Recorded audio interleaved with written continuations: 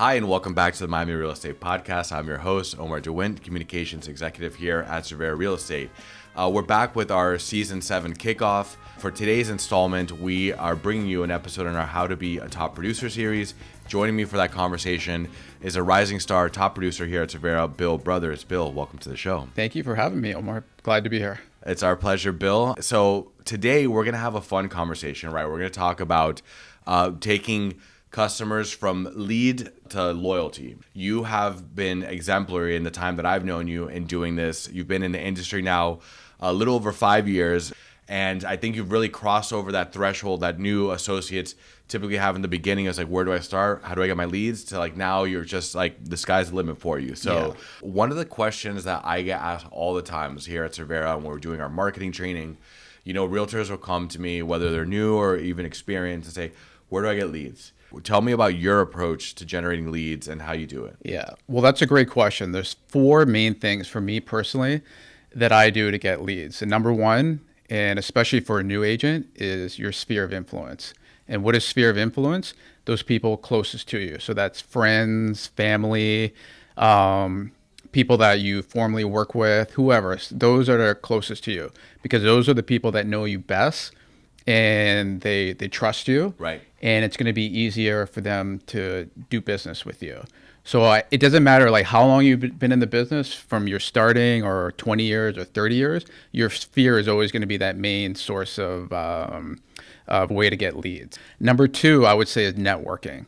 Okay. And networking is huge because in this industry, you have to meet as many people as you can. Mm-hmm. So you can go to like BNI events. That works for a lot of people. Or BNI, what's that? That's your business networking. Okay. So you get people that meet once a month and they come from all different industries like real estate or lawyers, doctors, whatever. And they meet and they kind of like refer business to each other and have topics that they speak about. So that's a good way to get business.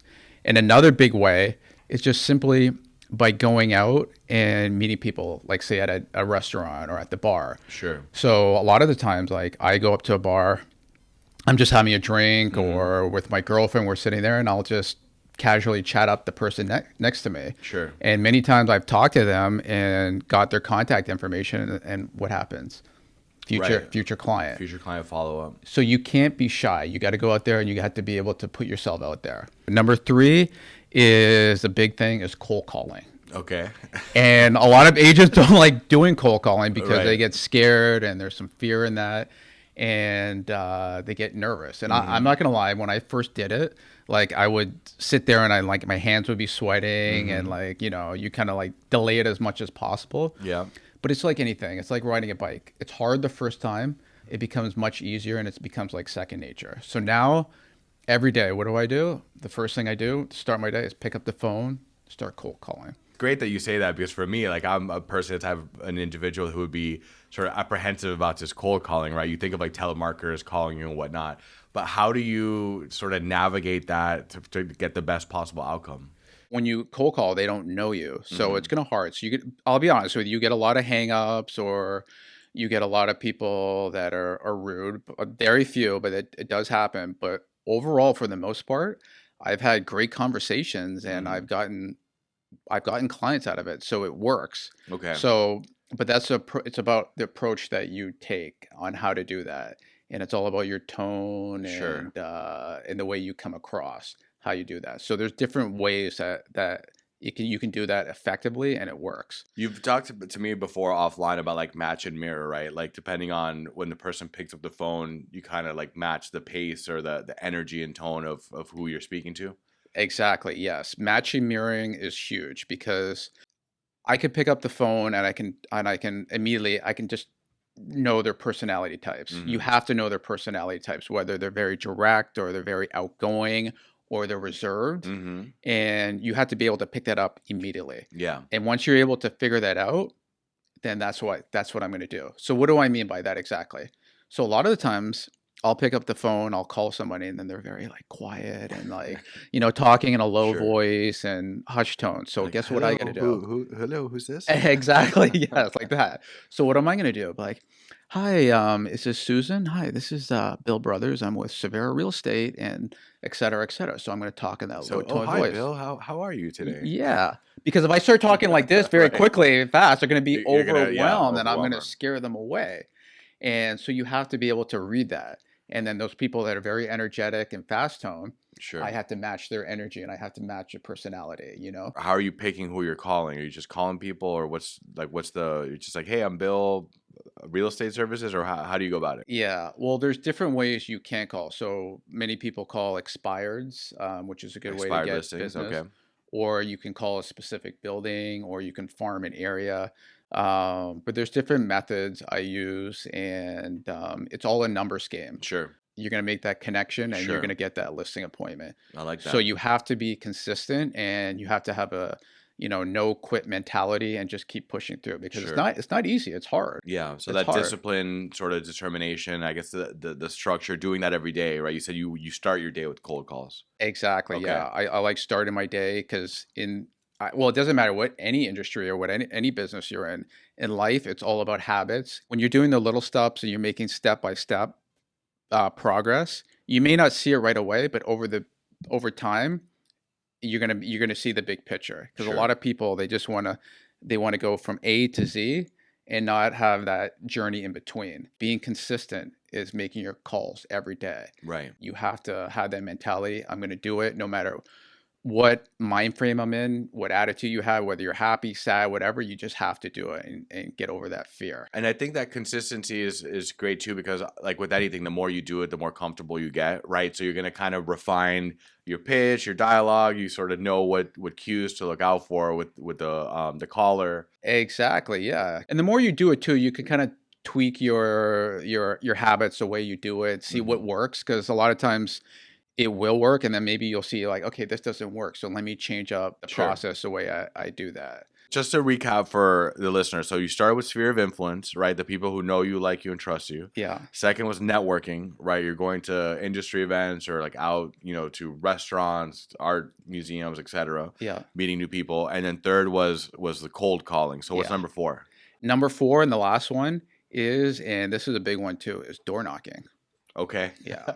It's like the cousin of cold calling, right? Exactly. It's another form of getting business that most people don't want to do Okay. because they're scared.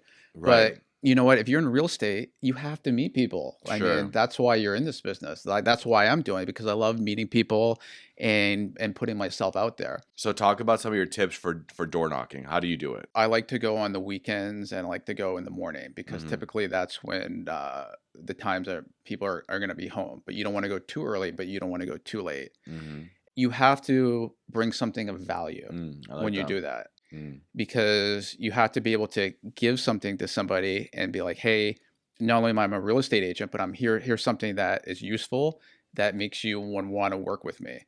It's a marketing report of actives, listings, and what closed in the area, so they can kind of see and get relevant information. Door knocking is not easy, especially this time of year. It's like 110 degrees with the heat index. It's hot. Right. You're Right. bringing water bottles. It's not easy, but you know what? If you want to get business and you want to make money, you just got to get out of your comfort zone and do it. You have to be comfortable with being uncomfortable. Yep. I like that. Yeah. I've actually heard that before on the podcast from a sales professor that came on way back when. But getting comfortable with the uncomfortable, I think that's where you really unlock the opportunities, right? Because you can only do so much within the sandbox that you know. You always got to be open to trying new things and being different. Yeah, connection. And the Exactly. cold calling, maybe there's a strategy, or maybe they have a reason because it's expired listing, and you got to be prepared to sort of talk about how you're going to help them maybe take that expired listing and get it sold. With networking and also with the sphere, I feel like the value has to come from, like, as real estate professionals, doing your homework and knowing, Hmm. like, knowing what's going on in the market, knowing how to answer the questions that they may have. Because the second you're networking and somebody asks you, oh, so what's the market? How's the market looking right now? If you don't have your sort of talking points, or you're not up to speed on what's happening in a given area, then you're going to kind of fall flat footed. You lose that confidence. This day and age, a lot of people They're on Zillow, so they know what houses are out there, and so they can kind of see what's out there. But Mm, we have to add that again, value add. yeah. What value are we adding to them? So if you have buyers that are coming in from out of town, they want to know, okay, if I'm going to buy a house in this area, what's around here? Where can I go for breakfast? Mm, Oh, I have a dog. What are some dog parks around here? How far is it from the beach? And what are you doing to be able to create more knowledge sure. and add value, like I Yeah, said, to them, and absolutely. that is so key. A lot of the times they'll ask me, like I went door knocking in the Grove, and they asked me like, "What's the price per square foot of sold around here?" Mm, A lot of people wouldn't know that, but I knew that because I did my homework and I know sure. what's there, I and like I that. was able to answer right away, and he liked that. Yeah. Talk to me, Bill, about social media. How does social media play into your marketing mix? In this day and age, if you're not using social media, then you're just not doing it, or maybe your business is so great you don't need it. But even if your business is great, you should be using social media. Whether you're with a team or by yourself, you should have some sort of branding. And I have my Bill Brothers branding because everybody says my name is so cool and I got my logo and Right. everything. So everything that I'm putting on social media, whether it be like a video or a photo, guess what I'm putting on there? I'm putting my logo and I'm Yeah. putting my branding on there. But people also want to see you. They want to see not just real estate, but they want to see lifestyle Right. stuff as well too. When I post like personal stuff, if I'm out at the beach or whatnot at a restaurant, that's when I get the most likes. If people are like, okay, this guy is human, he's Yeah. real, he's authentic, and he's just like me. Right. And people want to work with someone that's relatable and just like them. Sure. And what way to do that is showing you out about and candid photos and Work me down the sales funnel, Bill. How do you convert that lead into a customer? again, what I keep going back to is adding value. And not only is it adding value, but it's that likability factor as well too. They have to be able to like you because people want to do business that they like and that they can relate with. So how Mm-hmm. do you get them to like you? Again, it's the mirroring and matching their personality, Mm-hmm. kind of like the way they laugh and just Sure. it's silly things like that, but Yeah. it does work. Okay. And the key thing here, another big thing I want to add is follow up as well too. Okay. Because it's one thing like, hey, I meet you at a networking event and you're a potential client. Mm-hmm. But unless I follow up with you, then it's all for naught. And what was it for? So you have to follow up, but without being too aggressive, too annoying, and So what is it? What does a overbearing. follow up look like to you? Like, is it a text, an email, a call? I kind of ask people what their best form of communication is. Mm-hmm. So a lot of people they prefer to do it over the phone, or they want to communicate over text messages, or just by emails, or they want to meet in person. Sure. So it's not about with me what I want because I have ways that I want to do. I rather pick up the phone because it's easier. That's for me. But it's all about what the client work Sure. wants or what that potential lead wants. So I think a good time frame is, depending on how long you made the connection. It's just following up every Mm-hmm. 3 days, not 3 years, 3 days, Sure. and just seeing how they're doing and whatnot too. So if I met you at a networking event and we had a conversation. Obviously, you probably told me about your Mm-hmm. family and your if you have any kids, where you live or not. And guess what I'm doing? I'm following that way. Luckily, I have Mm-hmm. a good memory. Yeah. I have a good memory. And if I didn't, sometimes I take notes and I have that. Sure. You And can the put it in your CRM. CRM Yeah. exactly. And guess what I'm going to do is what I'm going to do is I'm going to Ask about the kids. How's such and such doing with school, or how's the wife? exactly, yeah. That's what I'm going to do. So when you lead in the conversation or follow ups that way, eventually it's going to turn into real estate. Yeah. So it's all about the personal touch because no one wants to feel like a transaction. Right. Right. I like that because it really it ties into our next sort of topic here, which is about building relationships. But and I think it goes back again just to the beginning because for me personally, I can't stress enough how much I think associates should focus more on their spheres and building relationships this way than pumping money into online ads or just trying to like get leads from the web of what ends up being sort of unqualified, just random mass numbers, right? It's like focus more on the people close to you, make the effort to build a relationship, and just sort of like go through that. But anyway, I digress. So tell me about building relationships, Bill. How do you establish trust and how do you build strong relationships with new clients? A lot of people don't realize you have to know their personality type. And like Mm-hmm. I said before, whether they're very direct, Mm-hmm. because some people they like to have big long conversations and they're very talkative, and some people are very direct. Mm-hmm. So if I'm talking to you and you're one of the like, okay, get right to the point, very Mm-hmm. direct. If I go on and on and on, guess what? They're going to tune out and they're going to Right. get fed up with me. You know what I mean? So I have to be able to see that. And over Sure. time, you're going to be able to notice that even more. But you have to know these things and know the personality types. So a sales coach once said to me, he used the phrase, the worst thing you can be in real estate is yourself. You have to get out of your shell, get out of your comfort zone and adapt to the client, not make them adapt to you. Now, the big thing for me, which is huge, huge, huge, like I think my best character trait is my listening. Okay. And in Miami, we have a lot of people that like to talk. And when they talk, what are they talking about? Themselves? Themselves. Exactly. Yes. Exactly.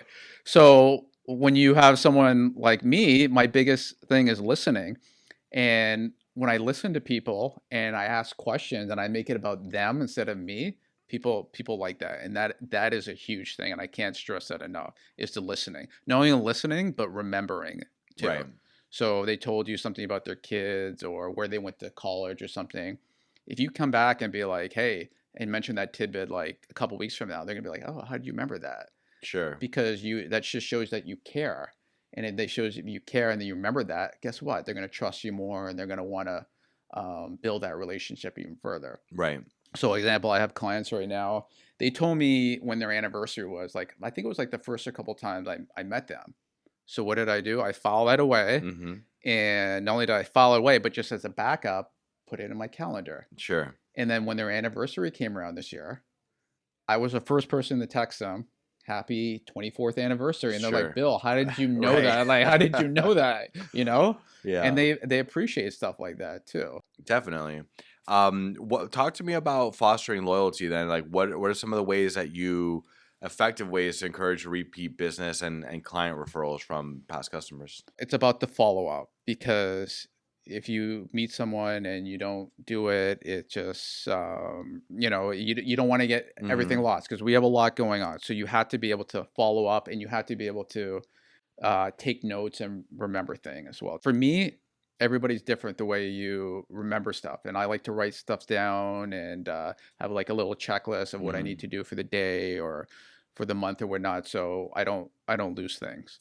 You want to stay top of mind Mm-hmm. as well too, because yeah, I may have met you at a networking event or at a bar last week, but unless I follow up with you, you're going to easily forget me because you're going to meet so many people. Sure. I'm going to add them to my CRM, Sure. and they're going to get my next newsletter. Newsletter, yeah. So that communication's important, and then you're staying top of mind through your value add newsletters, your texting, your calling, and even like you said before, the thing of like the anniversary message, you're building that relationship plus staying top of mind, and maybe their friend happens to need a realtor a week later, and there you are top of mind because you just touch base with them. Being out there so they know your name. They have to know your name, they have to know your face, and you have to give them something, whether it's some form of communication, so they always see you.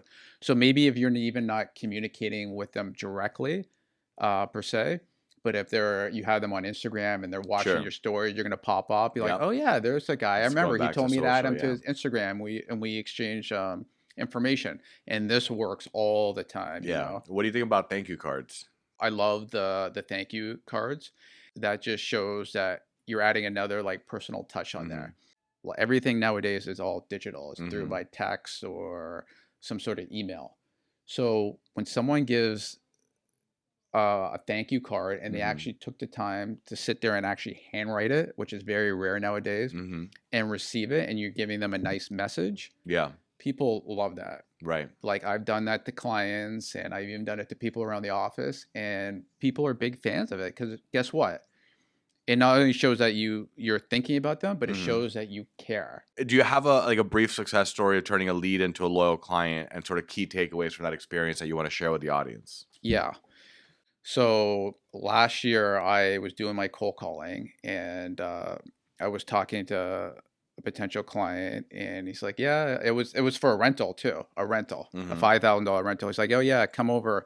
I'm actually looking for an agent, because I have an agent that I work with now, and I'm not very happy with him, so I'm interviewing new agents. So he flew down from his state that he was in. I met him, and he's like, yeah, I'm going to be completely honest with you. I'm interviewing you, but I'm also interviewing the other agent that I work with before, because Mm-hmm. even though he dropped the ball on something, he made a big mistake. I want to give him another chance. So I'm going to be interviewing him right after you. So I should, no problem. I Mm-hmm. like the competition. I'm Right. okay with that. So we had a nice conversation, and everything went off great. And then, so of course, I follow up like I talked about, Yeah. followed up the next day right after. And I said to him, Mr. Client, I don't want to give his name. Um, so where do we go from here? What was the next step? How did the interview go with the other agent? And he's like, he didn't show up. Oh, wow. He didn't show up.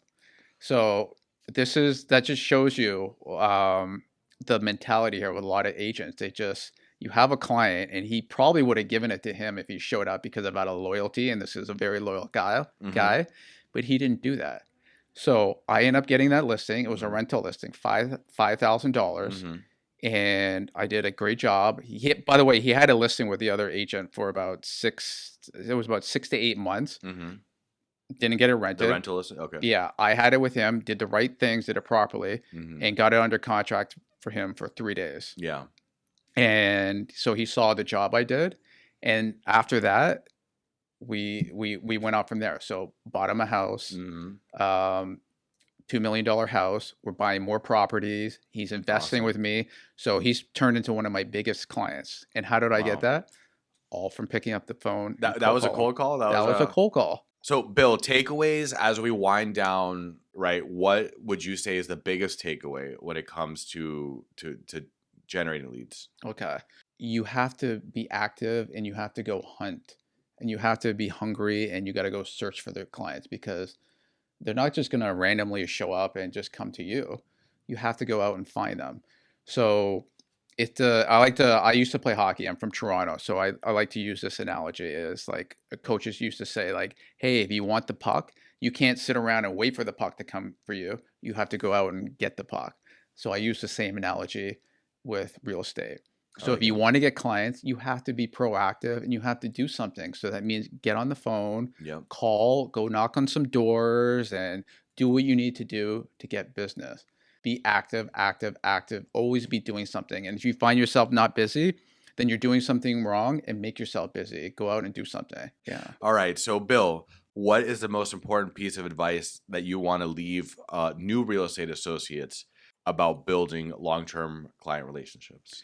In order to build that long-term relationship, you don't want to do the bare minimum. You have to go above and beyond.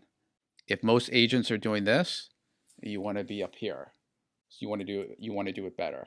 What does that mean? So if you have buyers that are coming in from out of town, don't let them take an Uber. Offer to go pick them up at the airport. Mm-hmm. You came in, hey, you came and you had a long flight. I know we got a long day of showings tomorrow, but let me pick you up at the airport. Mm-hmm. So most people wouldn't do that, but that's going above and beyond. And I like that. and like I mentioned before earlier, you want to make it about the friendship part of it, not just a transaction. They see the loyalty, and they see the friendship, and you're making it about them. But once the transaction is over, you want to follow up with them, because this is another reason. I'll tell you another story how I got another client. I just had a listing. I sold this property. It was 1.4 million. And how did I get that client? It's because he had an agent before, Mm-hmm. and he wasn't necessarily happy with him, but he would have used him before. But that agent just disappeared. He never heard from him again. It's like boggles my mind. Like you Yeah. bought this, You like worked so hard to get here, and then you just let them go. yeah, and he actually followed up. The client actually reached out to him, and he still didn't reach back. Wow. So it just boggles my mind. So when the transaction's over, don't just disappear. Just reach out. Like Sure. don't again, just like, hey, how's it going? How's your house, or how's the family? How's the kid? And then that's all about staying top of mind, so that they remember you. When a transaction is over, I like to buy my clients some gifts. So that last client that I was just talking about, He's a big cigar and whiskey guy. Okay. So when I was thinking, I was like, okay, well, what am I going to get him? It's probably going to be related to that. Mm-hmm. And then literally about a week before the closing, I was at a networking event and I met a gentleman that's in the cigar business. I got my logo branded on the cigar, the humidor box, on the front of the box and the inside of the box, and the wrappers that you put around on each cigar had my logo on there as well. Wow. I got 2 cases of that for him. And at closing, we went out to dinner and I gave that to him as a gift and he was absolutely blown away. He loved it. That's a good one. He was so happy. And it makes sense. So what is he going to do? Every time he smokes a cigar, which is every day, who's he going to think of? You. Exactly. And you got the branding in there. You listened. You really tied it all together there on that one. Yeah. You were networking. Yeah. Wow, that's perfect. So yes, for sure. I like it. I love it. We're going to leave it there. Bill, you shared some amazing insights for our audience. Once again, ladies and gentlemen, this was Bill Brothers with Cervera Real Estate. Reach out to him if you want to work with him, work alongside him. Great guy and a friend. So thank you, Bill, for coming on. Oh, thank you for having me. And I appreciate it. This was a lot of fun. Absolutely. So for our listeners out there, this is season 7, Miami Real Estate Podcast, your go-to source for expert insight on all things Miami real estate. Make sure to like and subscribe. Follow us on Apple Podcasts or Spotify, wherever you listen. Got some more great content from our How to Be a Top Producer series in the feed. We'll be putting out more episodes soon, and we look forward to sharing those with you. So until then, remember that here in Miami, the future is always bright. Take care, folks.